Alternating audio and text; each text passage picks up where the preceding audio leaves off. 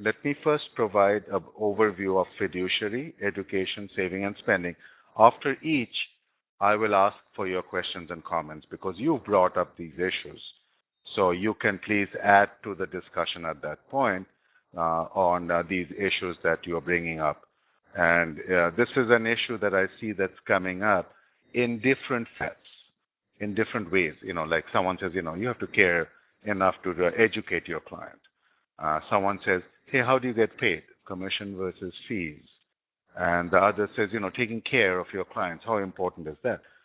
The whole thing, that argument or that discussion is all about fiduciary. What is a fiduciary? As a financial advisor, you're a fiduciary. That's a legalese. That's a legal obligation of a planner. And it's implicit, generally implicit. It's an unwritten contract. Even when you put together a plan or something, there's an implicit contract that you will put the benefits of your client ahead of yours, right? You'll serve your client first, then yourself. It's okay to serve yourself, but in every respect, your client comes first in any conflict. All right? So that's, in a nutshell, a simple layperson's definition of a fiduciary. You take it to the courts, it takes a whole different dimension. Lawyers will do that. But that's the basic idea. To do that, to put your client first, if you think of it, whose life savings you're managing. And you've heard me say this, that, how competent and ethical do you have to be if someone turns over their life savings to you? And how sacred is that task? Understand this, that when I say it, I'm sort of making you emotional. I want you to feel it. It's not a reasonable thing. I'm saying something reasonable. It is reasonable, right? When a 60-year-old turns over the whole life savings to you, saying, I've got 5 years, help me lead my retirement life, and then the market blows up the money, that's a sacred task. So when I say something like that, I am sort of, I hope it's gentle, but gently poking at your emotions. So it is a very emotional issue for the advanced competent planners. And what's an advanced competent planner? A competent and an ethical planner. In a nutshell, a competent planner knows what is suitable for the client, right? That's sort of the professional jargon, the use. The people from registered reps, RIAs, to all the alphabet soup, the CFA, CFP, CPA, everyone will use, right? The suitability. What I'm suggesting is best for the client. Now, in most cases, proving that something is not best for the client is difficult. And you can see it gets set up. It's like, what's suitability? If you look at the sort of the broker-dealer framework, suitability is whatever is internally done. So, the wirehouses have their own training program, and you have to pass it, and so on and so forth. And it's in compliance with legal requirements with the 1933 and the 1940 Act, but it's very difficult to prove. Unless, I'll give you an example where suitability sort of butted heads with law, and that was selling variable annuities to retirees, right? So it was like, that's a bad deal. Retirees do not need to postpone taxes, defer taxes anymore. So you shouldn't be selling variable annuities to retirees. So there was a law against that, which the wirehouses are still finding a way to undo. But there's very good reason for that. It wasn't suitable, and if enough people did it, the SEC would pull you up. But in a case where you're selling one, value fund over another, who can say that this was not suitable for a client? So understand those issues, because it brings in how competent do you need to be to someone's life savings. And the ethics part is like, it goes back to it. It's like, I'm not so big on the issue of fees versus commission. I think you can be unethical no matter how you take your compensation. Though the temptation in a commission framework may be higher. I agree. If you are sort of taking, and I'll come to that in another question, another situation. But, as an advisor, you also have responsibility towards your family. You have to sort of pay the mortgage. bring the bread to the table to your family, right?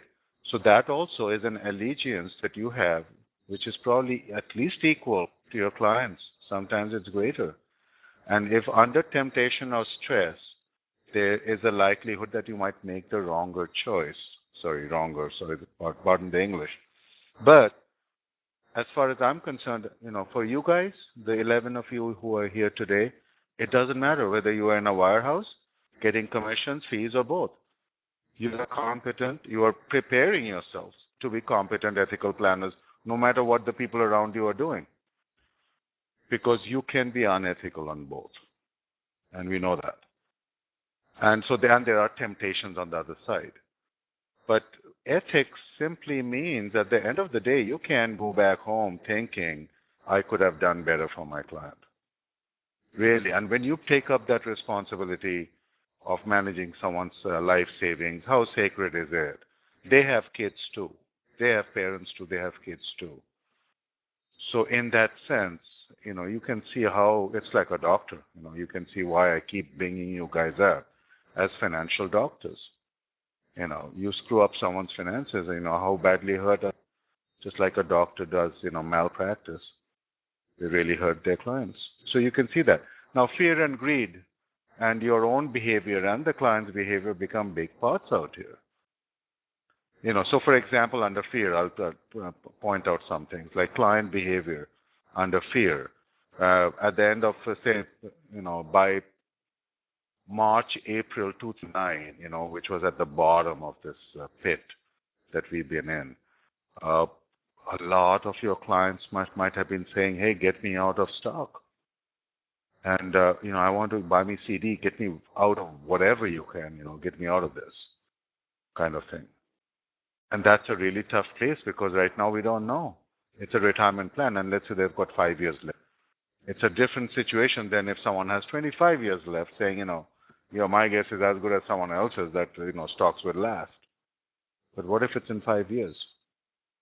And how does your fear play into that? Saying, what if I keep you in it and this market doesn't recover? Or greed, in this case, saying, hey, this can't go on forever. Let's get into stocks. And I'll come back to that on the last item on investment today. It's like, let's look at this issue of what we can invest in right now. It's a scary, scary situation right now if you're a financial advisor. From my point of view, as an investment advisor, I'm an investment advisor. It's a scary place to be. I don't know what to recommend at this point. And I'll come back to the last discussion. All right. I'm going to stop here, and I'm going to turn it over to you guys for discussion. Please. Questions, observations, anything.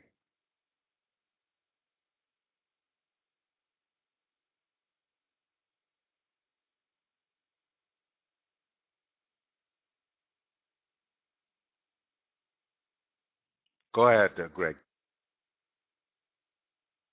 Well, the problem I have is that you could be under the suitability standard and, in essence, make an investment recommendation to a client and not do what's in the client's best interest and still be ethical because you're... Hold on.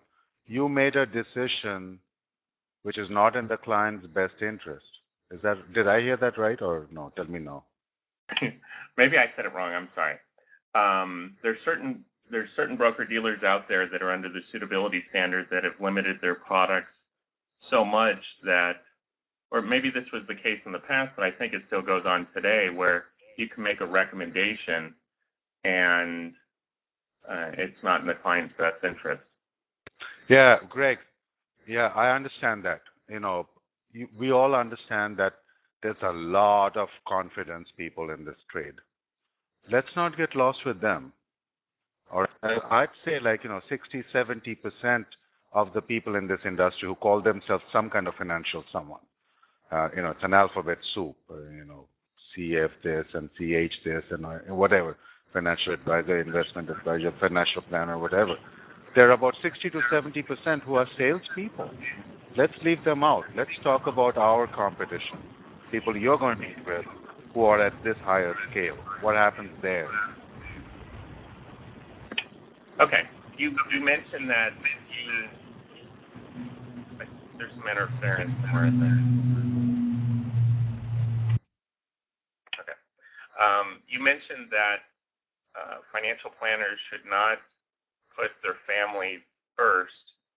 No, in some cases, can put their family first instead of putting their client first. I disagree with that. No, I didn't. Wait a minute. Where did I say that? Where did I say that? You did. I said they're at least equal at some point.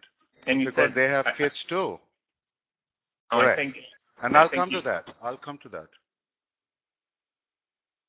I think you did mention that in some cases it could be more than the client. Correct. Right? I totally disagree. And why? Okay. All right. So please provide me some reasons. Hey, wait. Put it in a discussion, and I want to hear your reasons in the discussion. Post it. All right? Post it. Okay. Offline.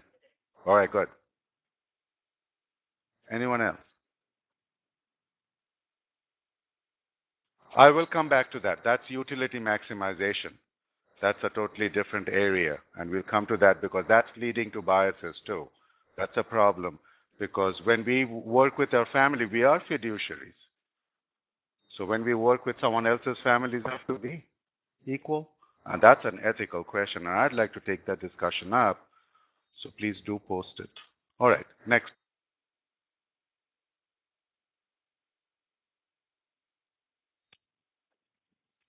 All right, education. This has also come up over and over again, and it's really, really important, as everyone can understand. And as someone pointed out recently, it's sort of like also overwhelming. How much information is there? You try to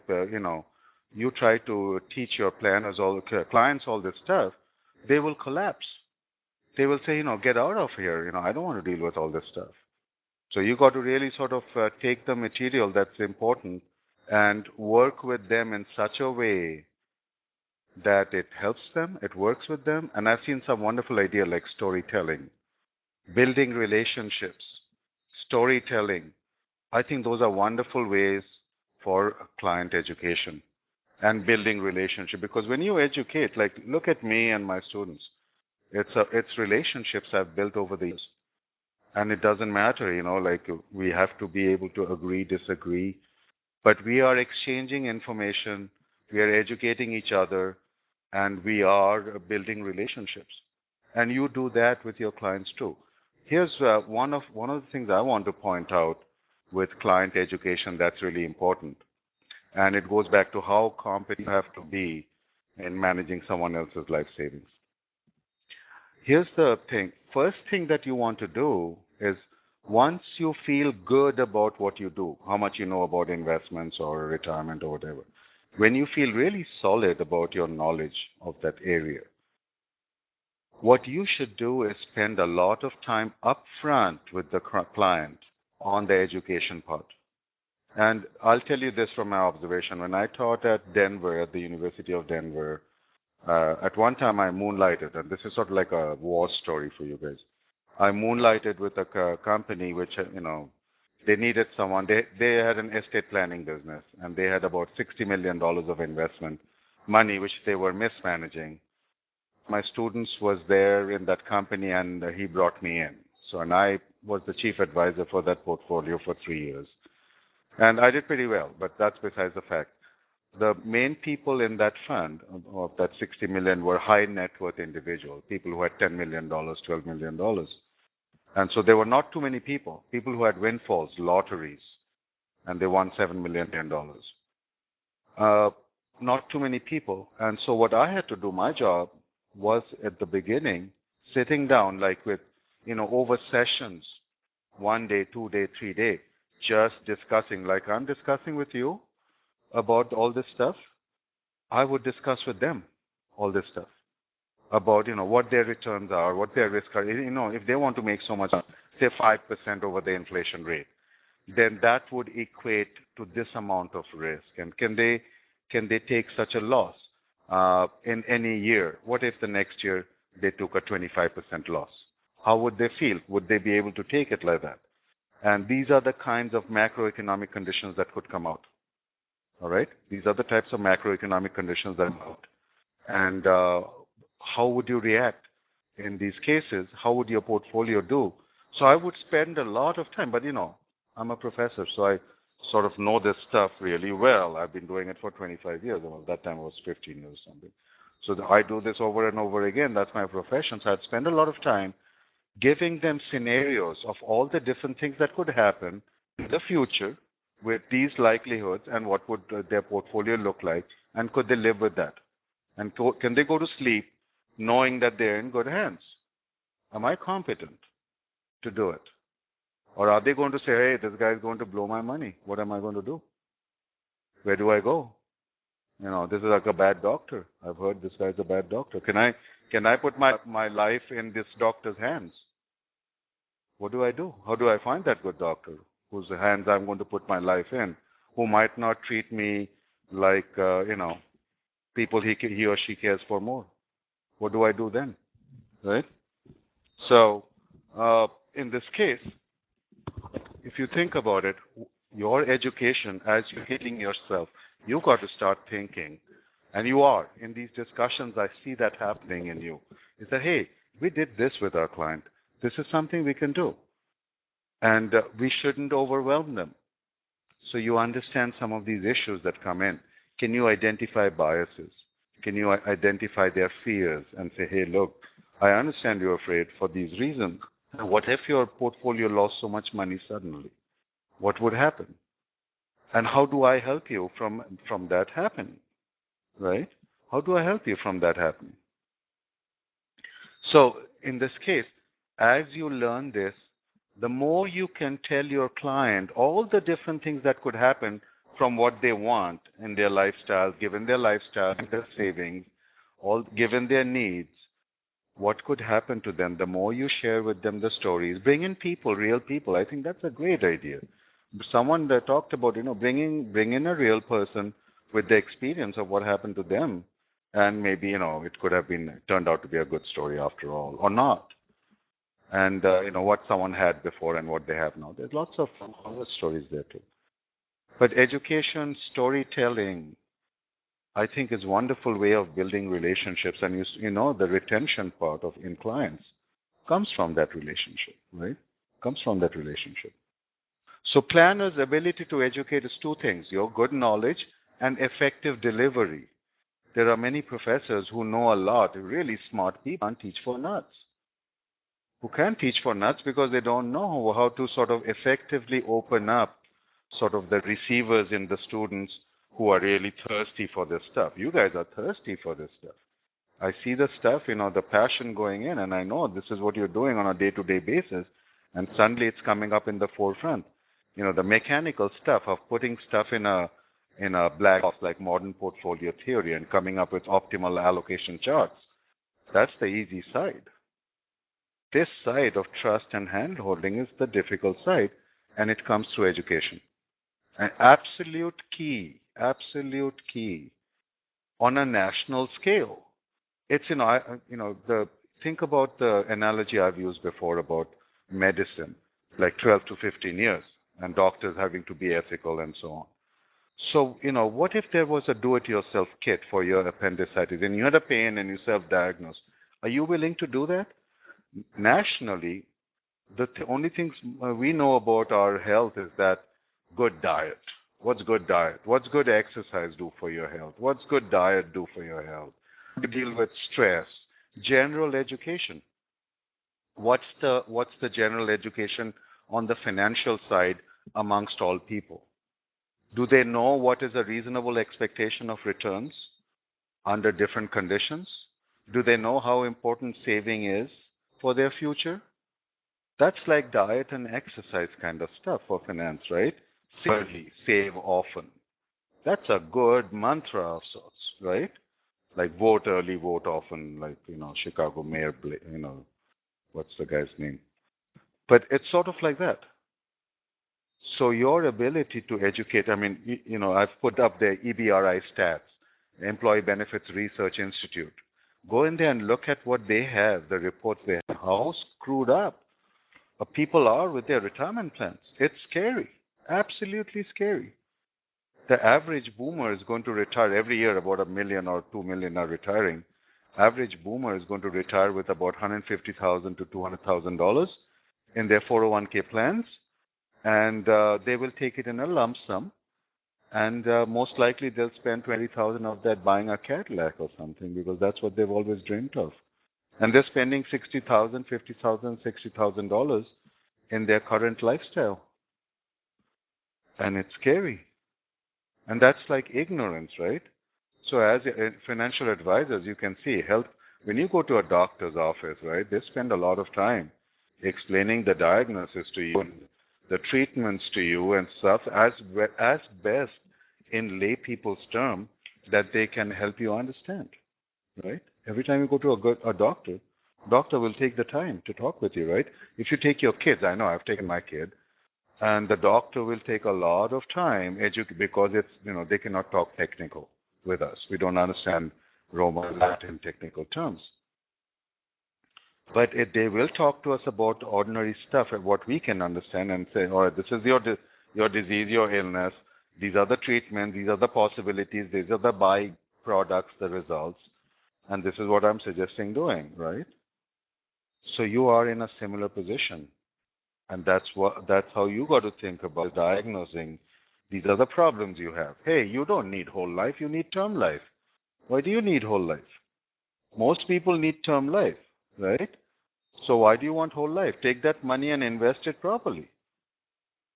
So why is it term life? Why is it whole life? That's a simple question. Where do you defer? Where do you use whole life? Where you defer income from taxes? So in a whole life thing, in any deferred product, you will not put low income product like capital gains. You put stocks in a 401k plan. If you can put it outside, you put it outside. Say if it's a low dividend or zero dividend stock, it's a growth stock. What's the use of putting it in a 401k plan? There's no deferral of tax. That's all capital gains taxes and ordinarily deferred. You don't need to hold it in a 401k plan. So why do people do that? Why do people put an IRA in a 401k plan? A deferred tax and a deferred tax. You're talking about fiduciary issues. These are, how do common people know of all this stuff? How will they ever learn that these are things that shouldn't happen to them? Just think about stuff that you guys know and what people don't know. How do you effectively tell them, look, I'll take care of you. I will. I'll take care of you the best of my ability. And that's also part of the education. Your client goes to sleep in the sound knowledge that they won't get hurt by you. What have you done? That's a good doctor, is it not? So that's education. So I'm going to stop here and turn to you for comments.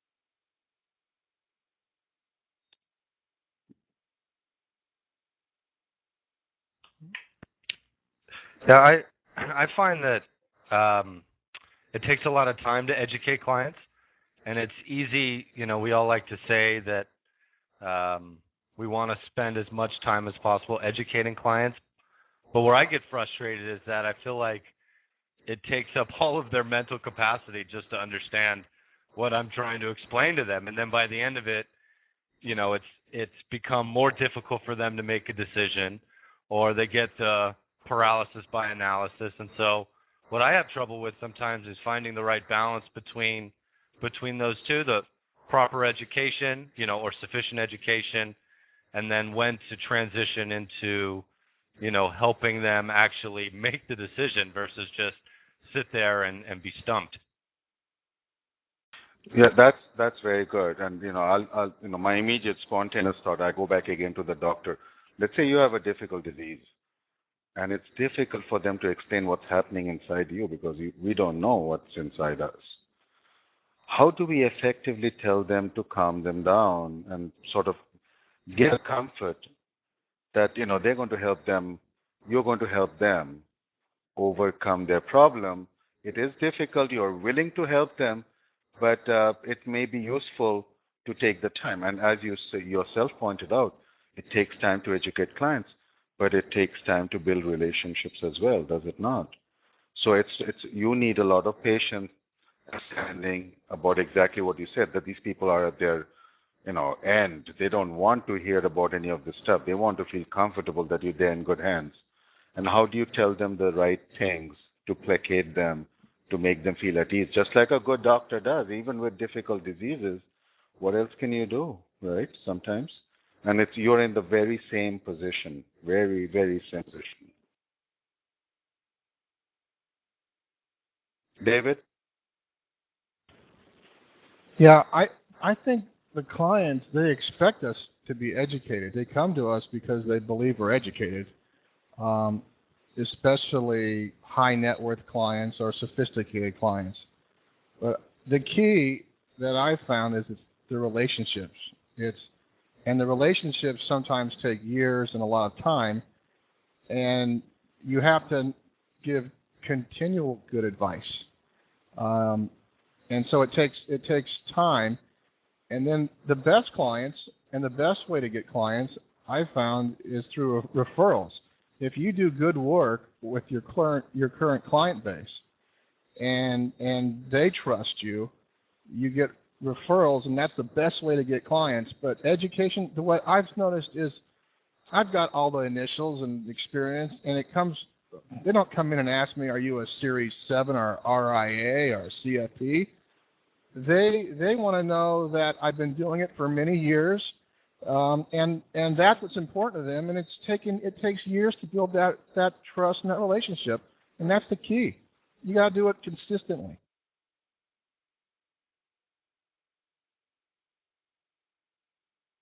Yeah, absolutely right. Wonderful. And you can see this. I mean, this stuff is like, this is the hard part of financial advising. The easier parts are like more theory and efficient markets and all that, which you can just put into black boxes. Much easier. All right, here's the next one. And you can see on the effect on these things have mental problems. Look at this issue. The effect of ignorance. I mean, if you keep making poor decisions and spending your family's money, how much does it hurt you personally? Because you were ignorant and you thought you weren't. You see that a lot. You see doctors who think they're really smart, and doctors have all sorts of problems with their finances. And doctors make great clients. People know they have money, and they are very smart people. But it's just like us doing our own medicine. Saving versus spending. All right. I put some links on my FPA blog for you guys. You can go and look at it. The last one was on this marketing gurus, and here my point is, there's two things, and we are coming back to Greg's question about personal utility. And so let me go with that. Maximizing of current personal utility, my own present value, my family. Even before my family, it's me, right? It's me first. What happens to my kids comes second, and that's the boomer generation. So even higher than my family is myself. If it came between yourself and your kids, which one would you choose? Right? And I've asked this in class with my students, most of them. If I had to say, right, you have to make a choice now because you boomers, we have spent so much. You're going to take the bus from now on to work so that your kids can go in cars. Otherwise, you go in cars and it's at the expense of your kids. Your kids will go to work in buses and work in lousy conditions. Which one will you choose? And my students have always pretty much said, we'll choose our own personal well-being over our kids. So it's not just, it's just not my family. What about within my family? What about me versus my family? Right? Who do I take care of first? What if it's a choice? Maximizing of current personal utility, that's the theory of utility maximization. And Greg, you're coming up with that. You have to think when you say about your family, who's your family? Does it start with you? What if you had to make a choice between you and your spouse in a condition of life and death? Who's your family? So personal, the theory of the market says we maximize our own individual utilities first. In the new economy, I'll show you what they did to their children and their children. We've outspent all their monies. Absolutely. In the long run, Lisa, the ethical way is also the utilitarian way. Absolutely. If you serve your clients right, just like your kids and your parents, in the long run, you are the best planner. You're going to have the best practice. In the short run, you might have to tell some clients, I can't work with you because I can't do what you're asking me to do. Even when you're struggling to build a practice, you have to be able to turn away a client saying, no, I can't take you because I can't do what you're saying you want me to do. You want me to take this risk but not lose this money. I can't do it. So underlying every decision we make, we optimize our own present value. Mine first, then my family's, then anyone else's. That's the theory of utility maximization. Theory why capital markets work so well. And I won't go into that. That's a different discussion. Think about the issue of spending versus saving, all right? It's about the future versus the present. It's a right now, me now versus me later. Or me and my family now versus me and my family and later. And me and my family and others now versus them later. If I have to be happy, if I go looking into the future, I want to be happy in the future. So my best predictor of the future is today, right now. Am I happy now? What will make me happy now? Consumption. To consume things right now will make me happy. The more I can consume now, the more I have present value now, the happier I get, which is my best indicator of the future. So the impetus for spending today and not saving, it's huge. And if you go into a Weber paper, that's what she's talking about. She's saying that our old limbic system, the mammalian brain and the reptilian brain, they've taken like 20 million years or whatever, 200 million years to evolve, since we were cave people or whatever. The cerebral brain, the analytical brain, the logical brain, that's about 2 million old, right? Whatever. This is the theory, at least, in neurosciences. It's about 2 million years old when we started thinking reasonably. We started making weapons, for example, and fire and weapons. That's 2 million years old, right? So the cerebral brain and the limbic brain, they're two systems. The limbic is the old mammalian brain when we were cave people. So it's had a lot longer time. It's much bigger, a lot longer, but it doesn't think. It reacts. It's an instincts kind of stuff, animalistic. That's the current personal utility maximization. It reacts to uncertainties. Is there an immediate fear? First of all, uncertainty. What do I do? Like I'm trading into someone else's territory, for example. I'm a bond dealer. I'm trying to sell stocks. All right? So what do I do? Immediate uncertainties. Will I get food tomorrow? If I don't, if there's a flood around me, what do I do? That's an immediate threat. And then there are threats of disaster. Disaster like, losing my job. Wife and I both get laid off. We have 4 small kids. And it's, 10 million people have lost their jobs and we can't find a job and we have to feed our kids. What do we do? That's a disaster threat. So the level of the threat tells us which part of the mind takes over. The bigger the fear issues, the uncertainties, something wrong can happen to me, the more the limbic system will take over. Even if the cerebral one says, hey, listen, retirement is like you have to plan for retirement. If you're broke at 80, you're going to have a horrible life. The limbic system says, hey, I'm just 40 years old. I can't see that far away. Why should I have to do something which I see benefits 40 years away? Like giving up smoking or losing weight, where I see benefits immediately. There, the analytical side and the limbic side are in cognizance with each other. They're talking with each other. When they both have the same decision, it's okay. But if the cerebral analytical brain says, hey, you've got to save for retirement, limbic says it's too far away, I want to use this money on a date, limbic one will win every time. If there's no threat, no feeling of threat, I will always optimize my current utility. My spending today makes me feel good, so I won't save. Saving is for the future. That's another day. It's living one day at a time, right? So we understand that. We are utility and that's why we have built this capital system. It works well when we behave like this. Yeah, it's underlying free markets. That's when markets work well, when we all optimize our own personal utilities. But in this case, it's in conflict with the cerebral brain, which is saying, you should save for a rainy day. It's like squirrels squirreling away nuts for winter.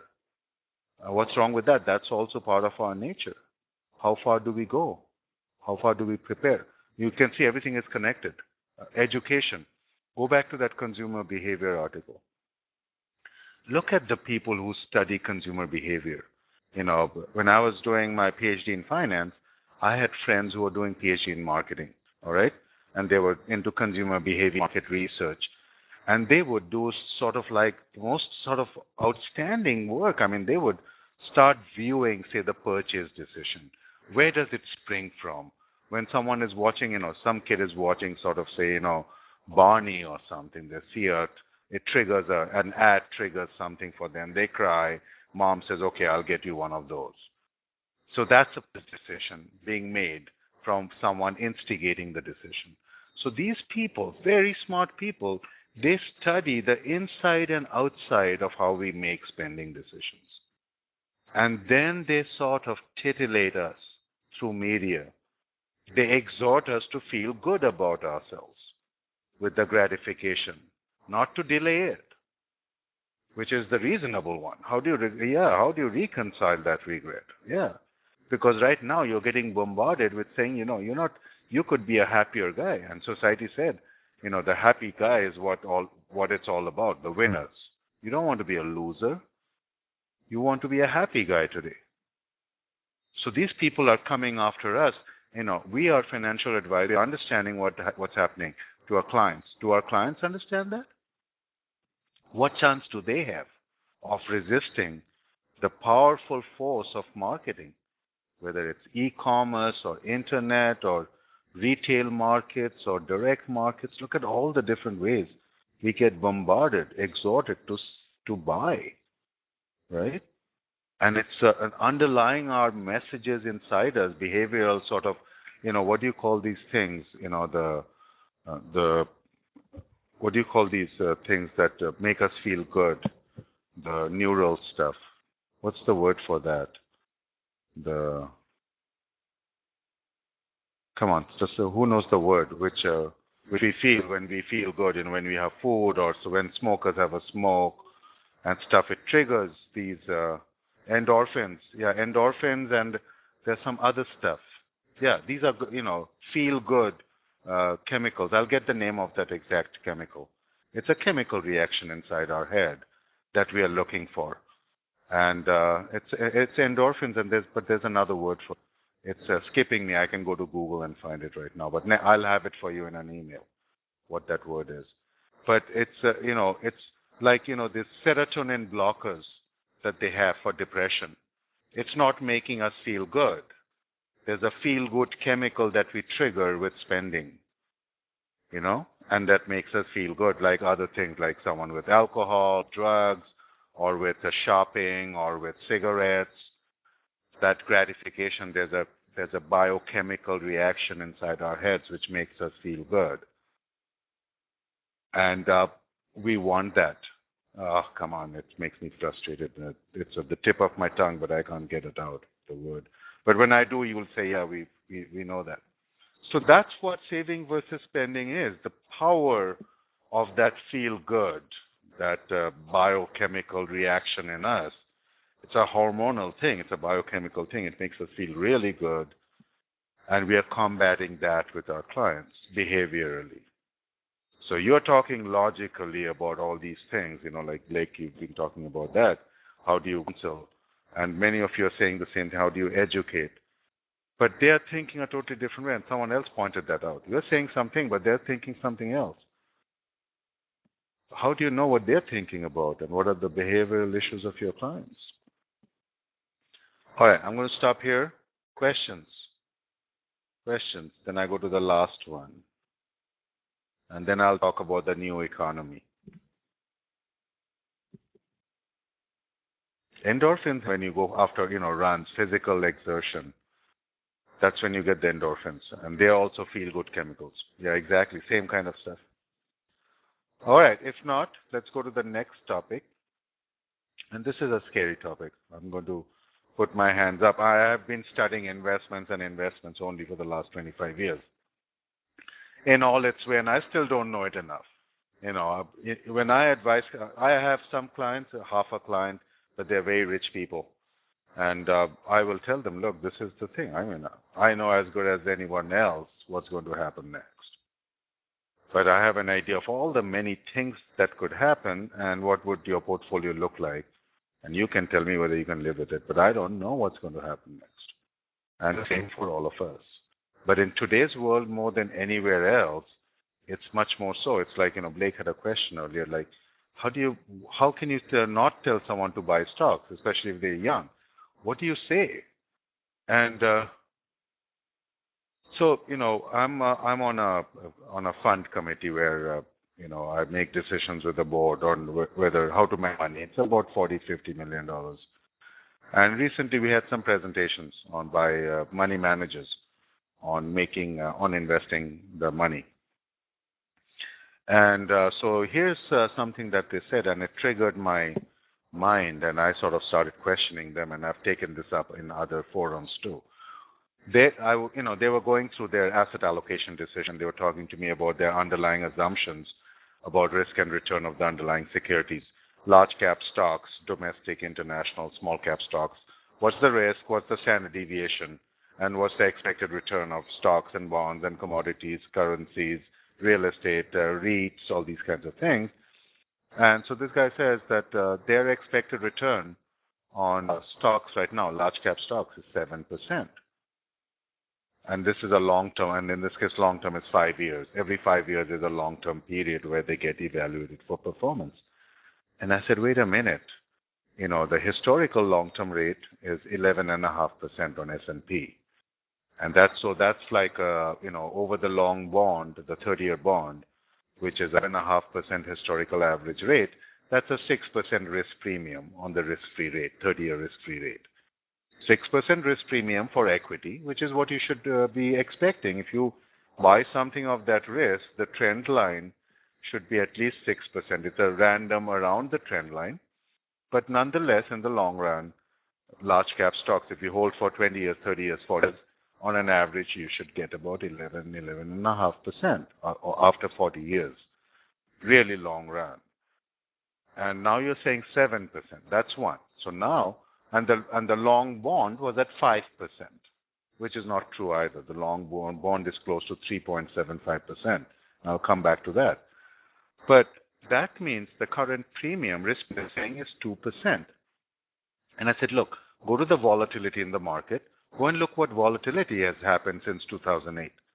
It's gone up 30, 40, 50% from average volatility. Even in the VIX index, if you go and look at the VIX index since 1990, which is the volatility index, you'll see it since 2008, volatility has gone up 30% or so, 40% in the S&P market. The new economy presentation coming up, I'll show you that the slide.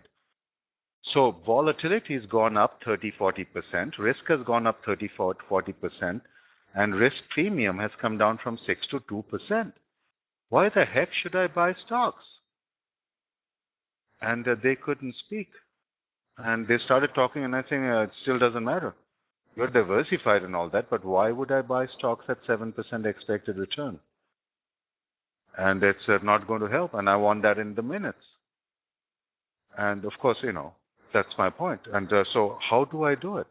What is happening? What about bonds? Since 2001, since the dot-com burst, the bond market has been at its peak. It's been an awful time for clients who need to get into bonds, 55-year-olds, 60-year-olds, 65-year-olds, who need to transfer from stocks to bonds to get into bonds. Bonds are at the peak. You don't want to buy high. But right now, bonds are at the peak, and you will see something really funny. I'll show you this new language coming up. It seems like a high bond market is called a mystic bubble, people being too safe, and I can't stop laughing. But we'll come to that later on in the new economy. So, issues in investing in today's world. What do you invest in? It's really scary. So if it was 1933, what do you think financial advisors then, what kind of a shape would they have been in advising clients what to invest? Does that make better sense in that context? Think of yourself that, you've just had the 33 Act, SEC Act. You've got some clients. You're selling stocks, bonds, whatever. What would you do? How would you make a living in 32, in 33? As a financial advisor, you're living the same life today. It's not different. I can say, all right, this is a little dipper if it's a little dipper. It is a dipper. It's a depression. If that was the big dipper, this is the little dipper. And what do you do as a financial? What do you advise? Commodities? Diversified portfolio with currencies, with real estate, with commodities, with cash, stocks, bonds, domestic, international. Diversification is going to help. Did it in 2008? Didn't help. What do you do? And what about the people? How afraid are they? And when the market goes down, does greed take over? Say, hey, this is a good time to get in. Or do we say, oh, wait, the present values, have they gone up? Is it correctly valued? Ask yourselves rationally. Talk about the competence. If the market goes down, let's say now to 9,500, would you think it would be a good time to buy? Or would you go back and rework the values and see if any stock is really truly undervalued or a mutual fund's net asset value is truly undervalued? Will you do the math? Will you do it, or will you think, no, it's a good time to buy? The market can't go down any more. What would you do? Think about that. That's where you are right now. It's unknown territory. So one security is stocks. What do we do with stocks? What kind of stocks? Large caps? Large caps international? Time frame, correct. But, in 1933, the benchmarks all changed. And it tilted towards stocks. Is it going to tilt away now? We don't know. Sitting and, think about it. Yeah, in the last 80 years. Before 2008, that's exactly the answer we would all give. But if it's 1932, would you feel the same way?